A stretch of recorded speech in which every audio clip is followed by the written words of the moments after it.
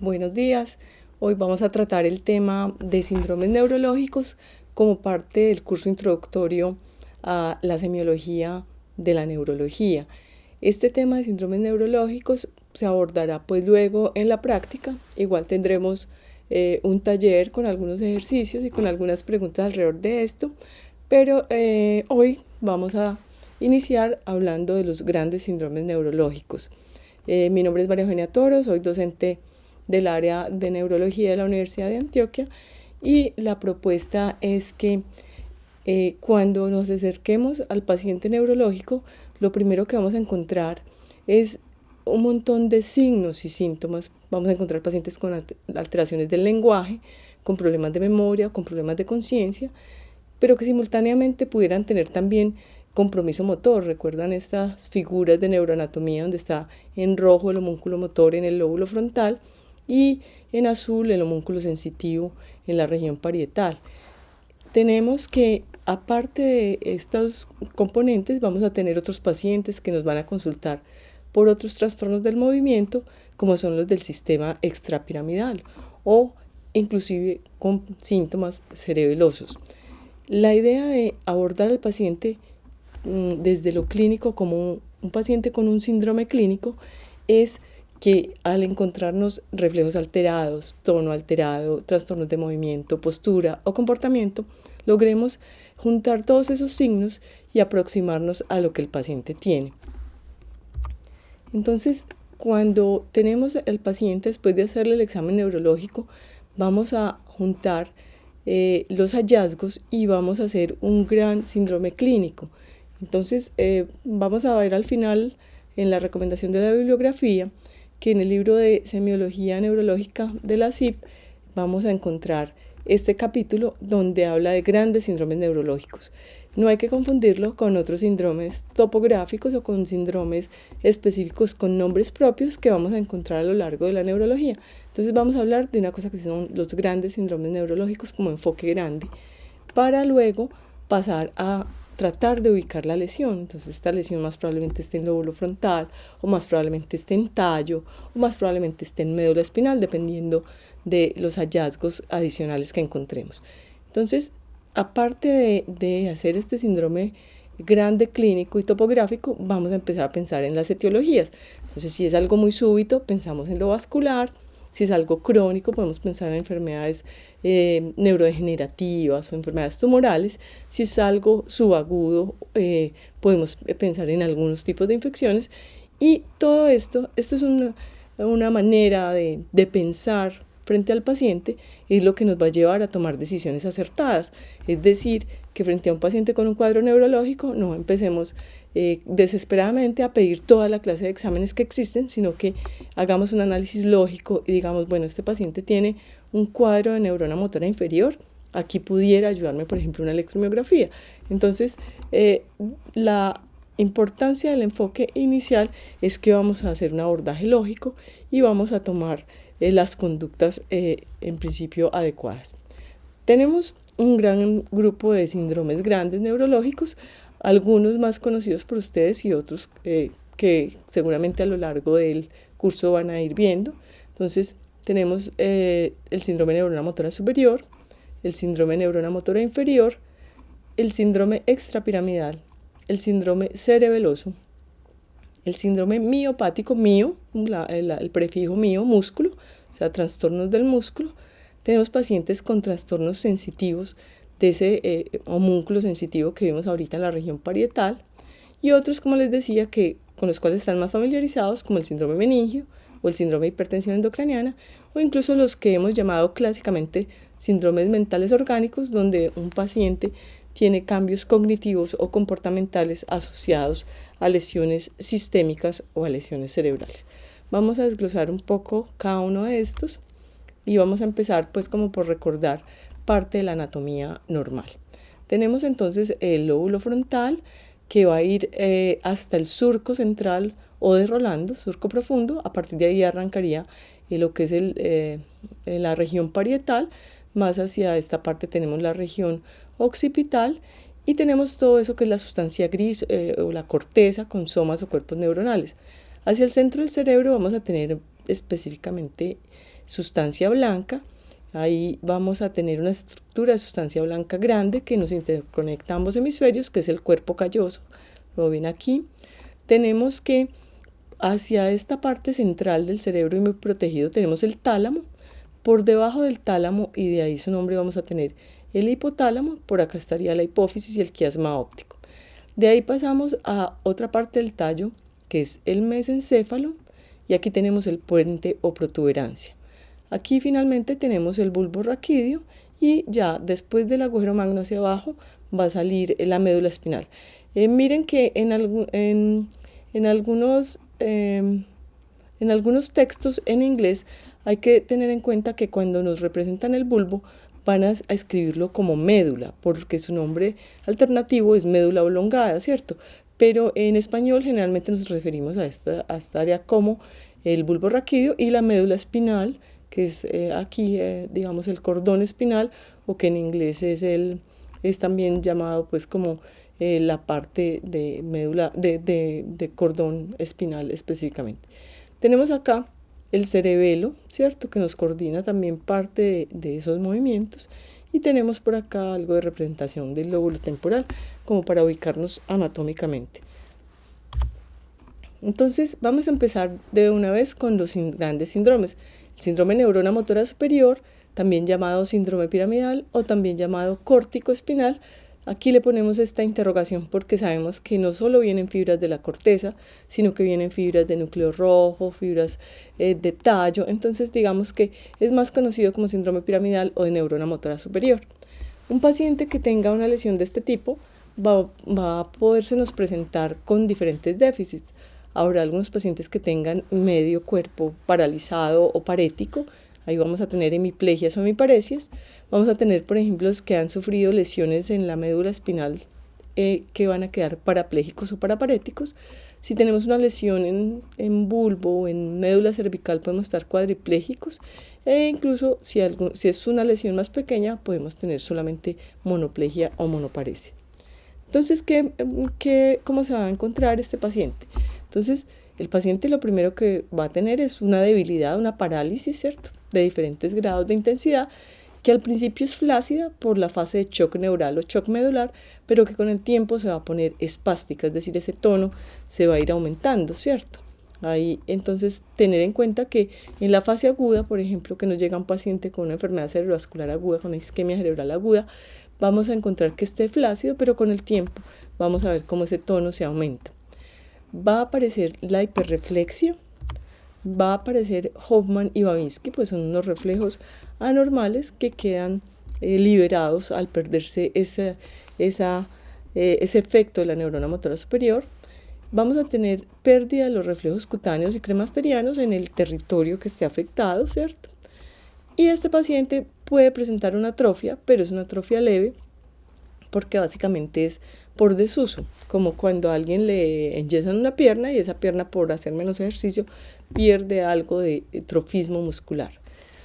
Característicamente en los textos hablan del paciente que tiene hemiparesia o hemiplegia, pues muchos de los que han sufrido infartos cerebrales que pueden volver a caminar quedan con una marcha que la llaman marcha de segador, porque la pierna generalmente hace un movimiento circular para tratar de compensar esa paresia que tiene y además por esa espasticidad que está dada por el aumento del tono, ¿cierto? La parálisis espástica de la que hablamos al principio. Tenemos entonces que hablamos siempre que la vía piramidal arranca en la corteza, sus axones en la corteza frontal específicamente, recuerdan ese homúnculo motor muy, muy claramente. Vemos que sus fibras van a ir a unirse al brazo posterior de la cápsula interna y que cuando estamos aquí en el bulbo, el mayor número de fibras se van a decusar, aquí en las pirámides, ¿cierto? La decusación piramidal en el bulbo. Y entonces vamos a tener que si se me daña esta corteza o se me daña esta cápsula interna, me va a paralizar el lado contralateral, porque la neurona motora superior viene, sus axones se extienden y va a contactar en el asta anterior a la neurona motora inferior, que es la que va a permitirme hacer los movimientos. Esta es la misma imagen, la corteza motora primaria en lóbulo frontal, sus axones van al brazo posterior de cápsula interna, la decusación de esas fibras en las pirámides, bajan por estos cordones laterales. Miren que viene representado en color rojo o rosado, mejor dicho, todo el axón de la neurona motora superior, y va a contactar aquí en las astas anteriores de la médula a la neurona motora inferior, que va a salir como raíz, como nervio, a permitirnos hacer los movimientos voluntarios. Es así como yo puedo tener un síndrome piramidal porque se me dañó la corteza, pues se me dañó la cápsula interna, porque se me dañó el bulbo, o incluso si me seccionan la médula espinal, si me hacen una sección de la médula espinal, se me van a dañar tanto neuronas motoras superiores como inferiores. Y en muchos casos quedan predominando los signos de neurona motora superior. Pasamos ahora al síndrome de neurona motora inferior. Me devuelvo un segundo para recordarles entonces que esta más oscura, aquí es donde arranca la neurona motora inferior. Su soma o cuerpo neural está en las astas anteriores de la médula, sale como raíz, como plejo, como nervio. Entonces, en el síndrome de neurona motora inferior vamos a tener igualmente debilidad, pero aquí la debilidad va a ser flácida y va a permanecer flácida. Vamos a ver que dependiendo de dónde sea la lesión, pues se me puede dañar toda una raíz, o se me puede dañar un tronco nervioso, o se me puede dañar un plejo. Por ejemplo, el plejo braquial se puede lesionar cuando alguien va en una motocicleta, no suelta el manubrio y sufre una hiperextensión. O puede ser simplemente un nervio, como la parálisis del nervio radial, cuando alguien ha permanecido con un brazo contra presión por mucho tiempo. Entonces vamos a tener diferentes distribuciones. Con el paso del tiempo, cuando se nos daña la neurona motora inferior, vamos a ver una atrofia marcada, porque esta atrofia va a estar dada por denervación, o sea, el músculo pierde su estímulo eléctrico. Por lo tanto, la atrofia va a ser mayor que en neurona motora superior. Vamos a tener hiporreflexia o arreflexia, dependiendo de la severidad del daño, y podemos tener, en algunos casos, las fasciculaciones. Las fasciculaciones todas las hemos sentido probablemente alrededor del párpado del ojo cuando estamos muy cansados o muy estresados, que es algo que se siente pero además se ve. Un observador externo puede ver cómo esas fibras musculares se mueven. Cuando son de manera esporádica y pasajera, generalmente lo mencionamos como algo por cansancio o por fatiga, pero si hay algún músculo que permanentemente fascicule, hay que empezar a pensar que se dañó esa inervación y que hay algún daño de neurona motora inferior. Las lesiones que más frecuentemente dan fasciculaciones son las lesiones que dañan la motoneurona en el asta anterior de la médula. Hay nervios que tienen componente sensitivo, por ejemplo, recuerdan el nervio radial que nos da la sensibilidad en estos dedos y que puede empezar con parestesias y en la medida en que se agrava puede tener también compromiso motor. Cuando un paciente tiene un daño de neurona motora inferior, por ejemplo, en miembros inferiores, y todavía logra hacer marcha, o sea, no ha perdido totalmente su fuerza, vamos a ver la marcha en este patch. La marcha en este patch es que el pie está flácido, está generalmente con pie caído, por lo tanto tiene que hacer una elevación grande del pie para poder levantarlo y que no choque contra el piso. Cuando hagamos el ejercicio práctico de ver los videos, veremos cómo es esta marcha en este patch. Entonces, la neurona motora inferior, ¿dónde se nos puede dañar? Se nos puede dañar desde la asta anterior de la médula. Clásicamente, por ejemplo, el polio, que ustedes recuerdan, es un daño de esas motoneuronas inferiores. La ELA o esclerosis lateral amiotrófica, recuerdan que dicen que Stephen Hawking tiene esta enfermedad, aunque es dudoso. Es un paciente que pierde fuerza, que pierde tono, que está atrófico por daño de esas motoneuronas por enfermedad neurodegenerativa. La siringomielia es cuando el canal espinal se nos obstruye en algún momento y empieza a ampliarse, a acumularse líquido ahí y a dañar esas astas anteriores de la médula. Y el Wernicke-Hoffmann es una enfermedad que se llama el floppy baby o pues el bebé como de trapo, que son niños que nacen con ausencia de esas neuronas del asta anterior. Eso lo van a ver muy probablemente pues cuando estén en neuropediatría. Vamos a tener frecuentemente pacientes que tienen daño de raíces nerviosas. La enfermedad clásica más frecuente que tenemos es la hernia de núcleo pulposo, ¿cierto? Entonces una hernia discal va a comprimir esas raíces y vamos a tener pérdidas de inervación en esos territorios. Y otra patología frecuente también son los pacientes que sufren compresión a nivel del túnel del carpo, como mencionábamos ahorita, con síntomas sensitivos y motores. Otro al que hay que estar alerta, porque en los servicios de urgencia nos pueden llegar estos pacientes, son los pacientes con Guillain-Barré, o sea, una polineuropatía que generalmente se manifiesta como una pérdida de fuerza con algunos parestesias o disestesias, generalmente ascendente, y que en unas 2 a 4 semanas puede llevarnos a parálisis completa. Entonces hay que estar alerta, recordar que en estos pacientes vamos a encontrar alteraciones de los reflejos, además vamos a ver esa parálisis flácida, y que hay que estar muy atentos porque como es una parálisis que puede ascender, puede comprometernos en algún momento también los músculos respiratorios. Esta es una imagen pues de pacientes que vemos algunos con atrofias marcadas, ¿cierto? Y con parálisis hipotónicas por secuelas de polio, que afortunadamente cada vez está más, digamos, esta enfermedad está más erradicada.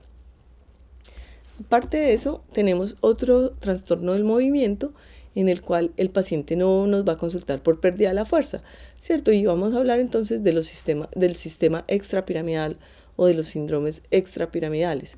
Entonces, el sistema extrapiramidal involucra la corteza, los ganglios basales y parte del tallo.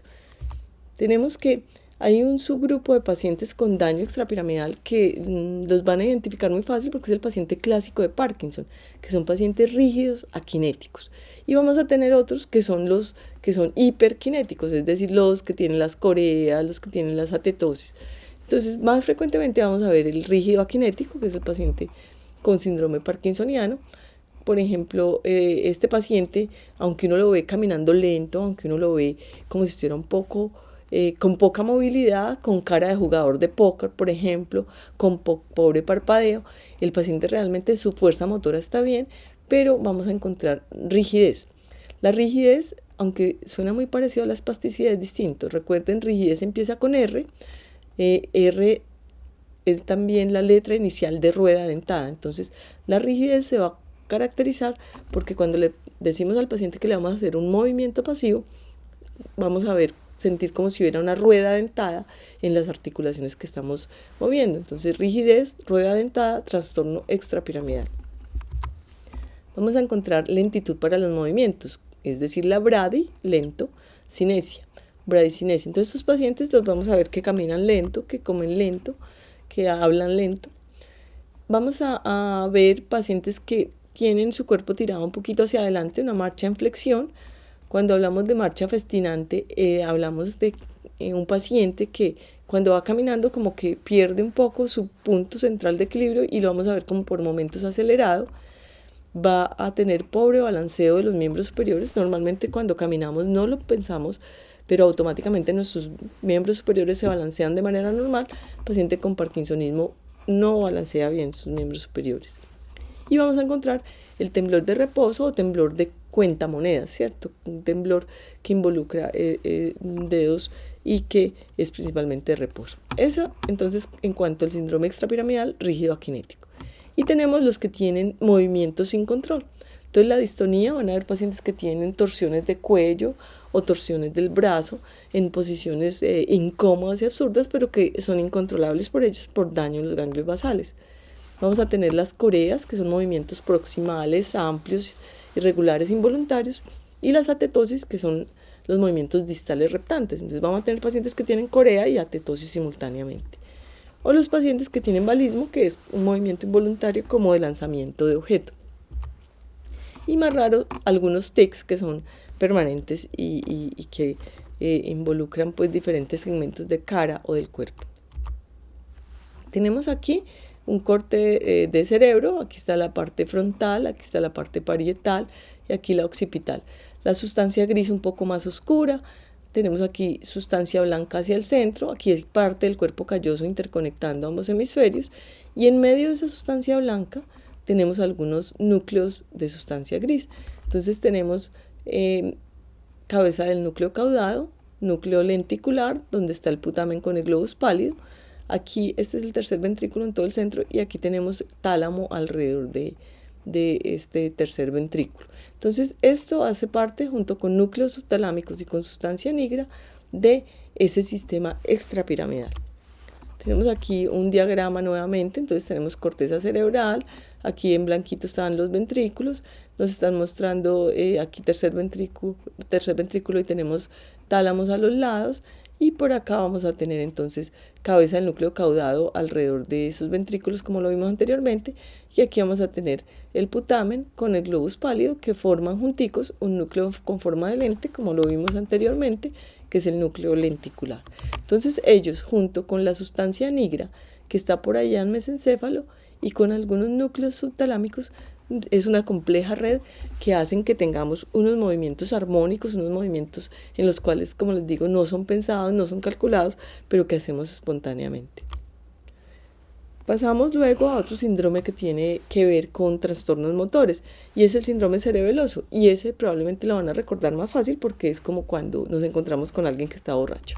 Entonces lo primero es un paciente que tiene ataxia, tiene que separar sus piernas para lograr mejor equilibrio y titubea, o sea, sus pasos son inseguros. Podemos encontrar un temblor de acción, o sea, cuando el paciente va a coger un objeto va a tener dificultad. Vamos a ver que tiene dismetría y discronometría. El paciente se va a llevar un pocillo a la boca para tomar y probablemente tenga imprecisiones en el momento, en el tiempo y en el lugar donde debe poner el pocillo.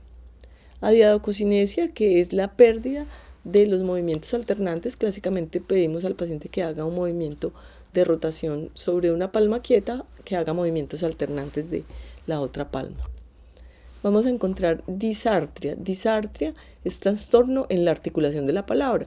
El paciente tiene su lenguaje como función intelectual conservada. Él entiende todo, él sabe qué va a decir, tiene conservadas sus palabras, pero puede hablar de esta manera. Puede hablar enredado, ¿cierto? El ra que dice, pero la articulación, el movimiento de la palabra los movimientos para la palabra están alterados.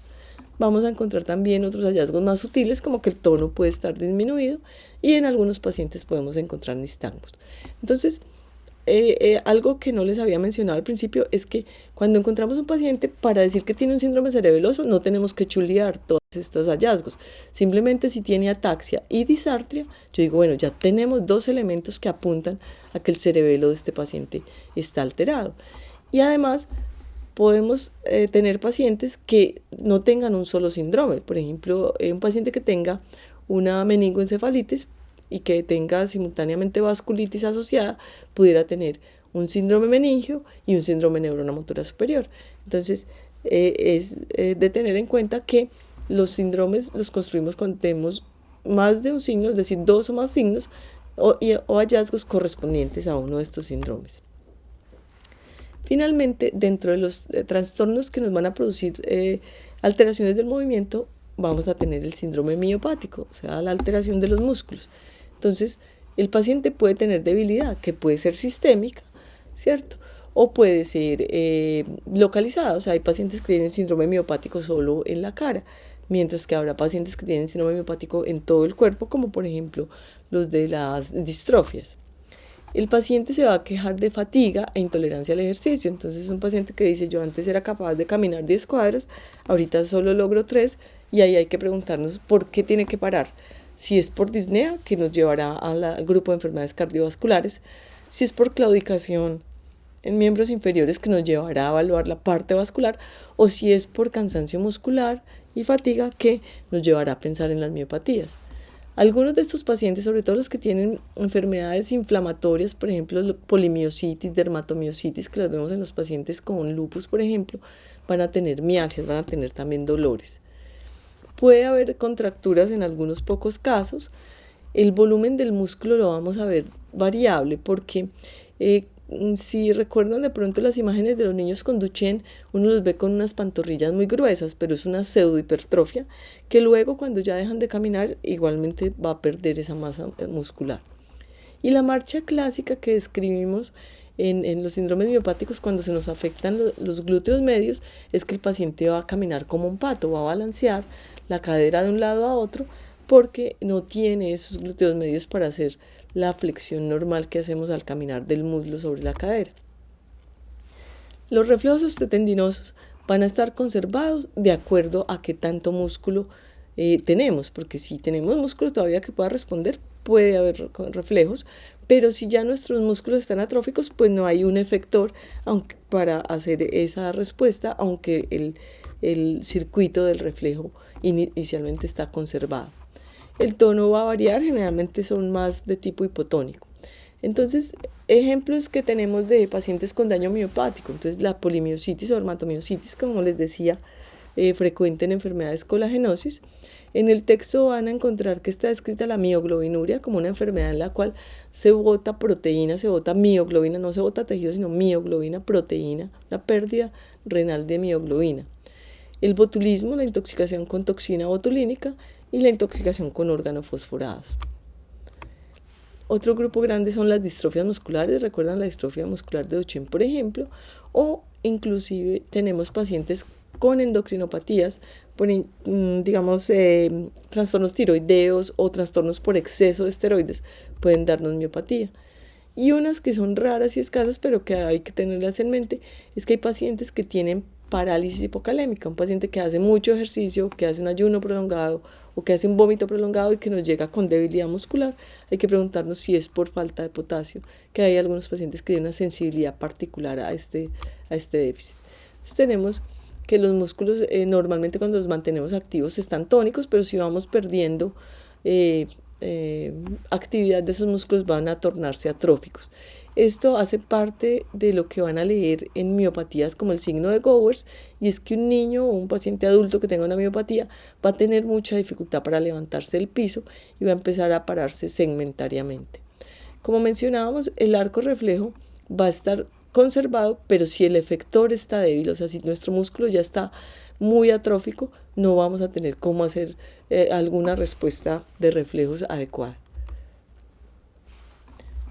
Pasando entonces ahorita al síndrome sensitivo central, vamos a hablar entonces de la sensibilidad cortical o especial. Entonces la sensibilidad cortical o especial no es simplemente la dolor, tacto, temperatura, sino unas sensibilidades que nos sirven para muchas más cosas. Cuando metemos nuestra mano al bolsillo y buscamos en medio de un montón de monedas sin mirar, somos capaces de encontrar la llave sin mirar porque tenemos esta habilidad que se llama la estereognosia, la capacidad de reconocer objetos por el tacto. Eso está controlado por el lóbulo parietal contralateral. Con ese pedazo de cerebro también es que logramos decir me tocaron en un punto o me tocaron en dos puntos, y esto es importante evaluarlo en nuestros pacientes si son capaces de discriminar dónde estamos haciendo el estímulo y cuántos estímulos estamos haciendo para darnos también constancia de que esa corteza está conservada. La topognosia, la localización de dónde está hecho el estímulo, hacia dónde nos están moviendo la extremidad. Entonces uno le dice al paciente, déjeme mover sus dedos, voy a moverlos arriba, al frente o abajo, cierre sus ojos, identifique solo con su propia percepción hacia dónde dirigí el estímulo. Entonces vamos a tener algunos pacientes que tienen lesiones parietales y que tienen extinción cortical, o sea, no son capaces de reconocer esos estímulos, tampoco, por ejemplo, son capaces de reconocer lo que les dibujamos en el cuerpo, que es la grafestesia, porque han perdido ese lóbulo parietal. Esta es la representación en el parietal de la corteza somatosensorial primaria. Entonces los estímulos vienen desde afuera, desde la periferia, van ascendiendo por la médula espinal, van a tener relevo a nivel talámico, pero finalmente quien les va a dar la interpretación va a ser esa corteza parietal.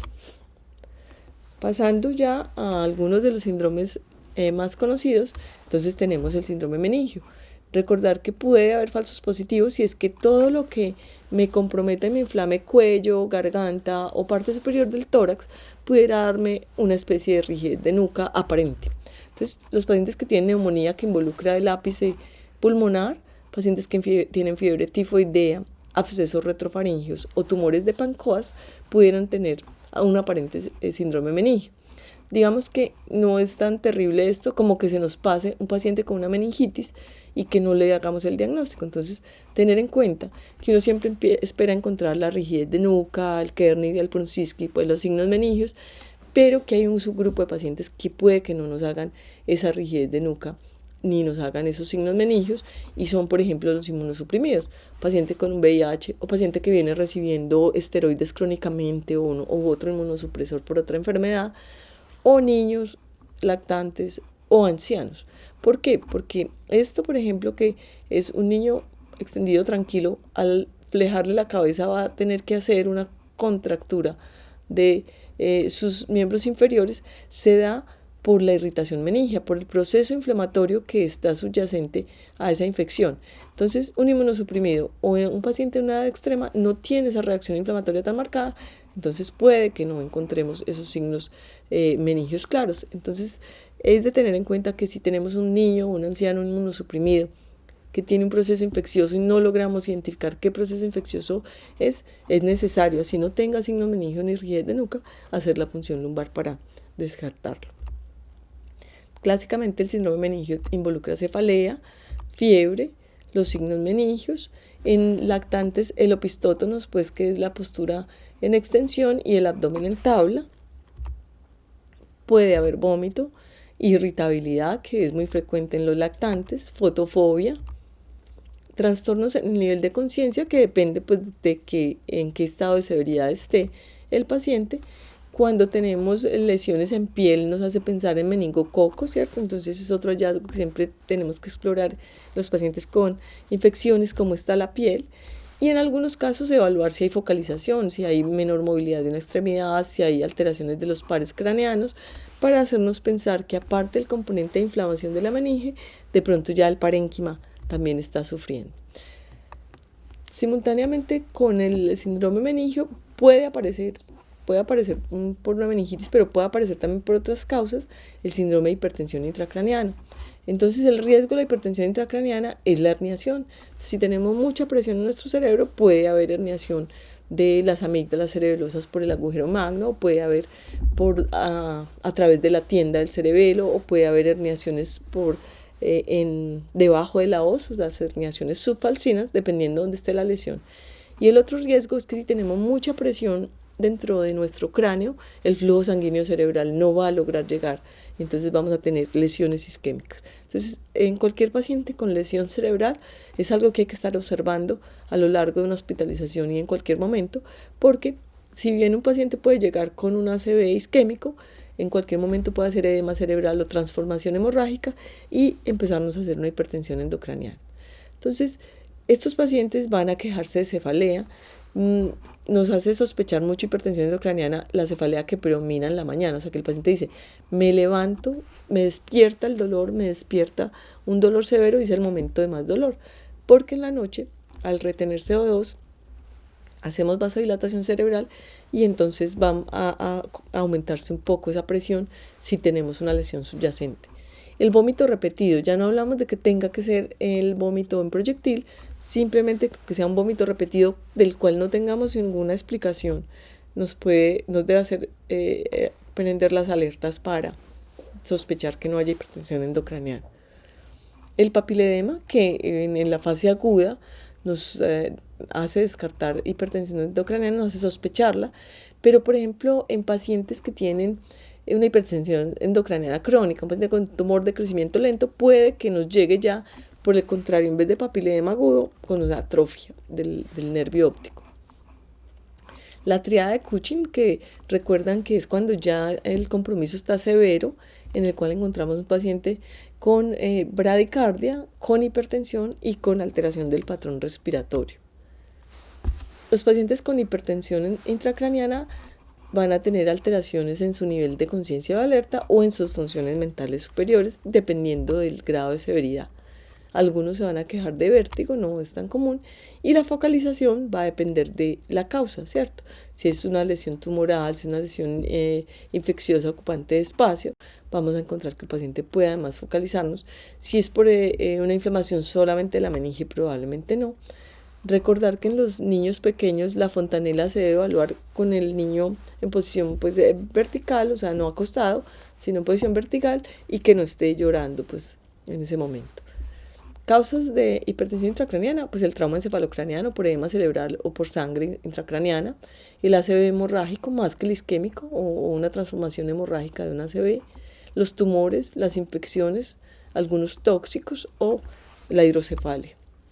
Esta es una imagen de TAC de cráneo simple mostrando estas dos colecciones que son hematomas de sangre aguda, dos colecciones hematomas epidurales agudos por trauma encefalocraniano. Esto que se ve como unos círculos más oscuros es aire que entró por alguna fractura que no estamos viendo en este corte en un paciente con TAC de cráneo simple por trauma de accidente, por accidente de tránsito. Bueno, tenemos el síndrome mental orgánico que verán que a lo largo de los años han tratado de cambiarlo más como hablando de una alteración cognitiva. Sin embargo, como es un nombre clásico, todavía lo traemos y lo usamos porque es fácil de identificar. Entonces tenemos síndrome mental orgánico agudo o también llamado delirium, que pena al final es síndrome mental agudo, orgánico agudo o delirium, en el cual vamos a tener un paciente que va a tener una alteración en su nivel de conciencia que es fluctuante. Entonces es el clásico paciente que está hospitalizado, que las enfermeras nos llaman porque el paciente no dejó dormir, estuvo agitado, estuvo agresivo en la noche, y nosotros llegamos y el paciente por el contrario está apático, está dormido, porque ese nivel de conciencia fluctúa a lo largo del día. Esos pacientes están desorientados, creen que están en otro lugar, no reconocen bien al personal que está a su lado. Entonces, digamos que es un paciente que en las hospitalizaciones es muy, es muy desconcertante y genera mucha angustia. Recordar que es más común el síndrome mental orgánico en ancianos porque hay un poco de menor reserva cognitiva. Un anciano sano perfectamente que ayer iba, cogía el bus, leía el periódico, hoy puede amanecer desorientado, hablando incoherencias, y puede esto deberse, por ejemplo, a un trastorno hidroelectrolítico o a una infección urinaria, o puede deberse también a un trauma encefalocraniano o algo ya neurológico específico. Entonces puede ser una causa sistémica o una causa neurológica específica. Eso en el síndrome mental orgánico agudo, en el cual al corregir el trastorno hidroelectrolítico, al tratar la meningitis, el paciente normalmente vuelve a su normalidad. Y tenemos de otro lado el síndrome mental orgánico crónico o la demencia, ¿cierto? Entonces, síndrome demencial es un paciente que ha perdido más de una función cognitiva. Para la mayoría de demencias, uno de los síntomas cardinales es la amnesia, es la pérdida de la capacidad de memorizar eventos recientes, ¿cierto? Entonces, ¿quién lo visitó esta mañana? El paciente puede no recordar si ya desayunó o no. El paciente puede entonces tener, aparte de su problema de memoria, trastornos en el lenguaje, no necesariamente de entrada una afasia, pero sí trastornos en los nombres, por ejemplo, de que no es capaz de recordar los nombres de todos los hijos y probablemente empiece a llamar a todos por el mismo nombre. La apraxia, entonces un paciente anciano, por más anciano que sea, nunca va a olvidar cómo vestirse, ¿cierto? Cuando empezamos a ver que el paciente está confundido con la utilización de su ropa o su vestido, cuando lo ponemos a dibujar un objeto simple como un reloj o como una casita o algo y el paciente está confundido, empezamos a hablar de apraxias del vestido, apraxias de funciones o apraxias visoconstruccionales. Y alteraciones de la función ejecutiva. Entonces, cuando hablamos de la función ejecutiva, es esa capacidad que tenemos desde lo abstracto de pensar cuando vamos a hacer una acción, cómo la planeo, cómo la organizo, cómo la ejecuto y si encuentro algún obstáculo en el camino, cómo cambio. Entonces, los pacientes finalmente cuando tienen una demencia pueden llegar a tener incapacidad para preparar un alimento que toda la vida habían cocinado o en reparar un objeto de la casa que siempre habían logrado hacer o en planear cómo ir a hacer su secuencia de compras en el mercado. Tenemos esos como los grandes síndromes neurológicos. Y tenemos otros pacientes que no nos van a consultar por ninguno de esos síndromes, pero que nos van a llegar, por ejemplo, por síndrome convulsivo, ¿cierto? Nos van a llegar por síndrome doloroso, que puede ser, por ejemplo, de los pacientes con migraña o los pacientes, por ejemplo, con neuralgias o dolores fantasma, que vamos a ver a futuro que tienen diferentes manejos dependiendo del tipo de dolor que sea. Y otros pacientes que tienen síndrome vertiginoso, en el cual siempre es muy importante descartar que no haya una causa de origen central o un síndrome cerebeloso que pueda estarse confundiendo. Estos son el gran grupo de síndromes neurológicos. Luego en el taller miraremos algunos videos y retomaremos esto, pero es esencial que se lean el capítulo del libro de neurología de la CIF, escrito por el profesor Jorge Luis Sánchez, que habla de grandes síndromes neurológicos, porque definitivamente el aprendizaje requiere varias cosas. El aprendizaje requiere primero un gran nivel de motivación. Lo que nos interesa no lo aprendemos, lo memorizamos, el teléfono de alguien que nos interesa inmediatamente. Entonces la primera invitación es a que se automotiven antes de empezar a leer esto, que no se dejen confundir pensando en que la neurología es compleja, ¿no? Es de ir, buscar, repasar, volver nuevamente a la anatomía que ya vieron, volver a recordar textos, volver a mirar figuras, láminas, textos que con seguridad esa huella de memoria va a refrescarse allí. Segundo, un gran nivel de atención, o sea, cuando se sienten a estudiar, siéntese con sus 5 sentidos y en su mejor momento para que aprovechen la lectura y no lean 3 páginas y tengan que volver a volvérselas a leer, que utilicen diferentes estrategias, dibujitos, gráficas, resúmenes, videos, porque cuando la información es multisensorial vamos a tener mejor aprendizaje, ¿cierto? Entra la información entra por diferentes vías.